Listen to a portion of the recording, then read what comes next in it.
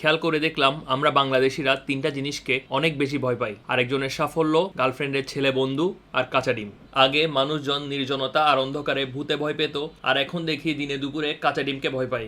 Recently সিদ্ধ ডিমের মেয়োনিজের recipe যেভাবে ভাইরাল হয়েছিল আর সেখানে সবাইকে কাঁচা ডিমের এগেনস্টে যেভাবে কথা বলতে দেখেছি, সেদিনই বুঝলাম বাংলাদেশিরা কাঁচা ডিমকে আসলেই অনেক ভয় পায়। যারা আসলে হেলথ কনসিয়াস তাদের প্রতি আমার অবশ্যই সম্মান রয়েছে, এবং মেয়োনিজ অবশ্যই একটি অস্বাস্থ্যকর খাবার। এখন কথা হলো, মেয়োনিজ বানান করা ইজি নাকি বানানো ইজি? অবশ্যই মেয়োনিজ বানান করা easy. MAYO Mayo, NAIC nice. Nice লাগছে আপনি। সত্য কথা বলতে হ্যান্ড ব্লেন্ডার থাকলে মেয়োনিজ বানানো আসলেই বানান করার চেয়ে ইজি। একটা কন্টেনার বা পাত্রে একটা কাঁচা ডিম, তেল, লবণ, ভিনেগার, গোলমরিচের গুঁড়া এন্ড আদার হার্বস অ্যাড করতে পারেন ফ্লেভারের জন্য। আমি গোলমরিচের গুঁড়োর সাথে আস্ত সরিষা গুঁড়ো অ্যাড করেছিলাম। আমাকে স্বপ্নে কাঁচা ডিমের এসে ভয় লাগায় না, আমি আপাতত কাঁচা ডিম প্রেফার করি।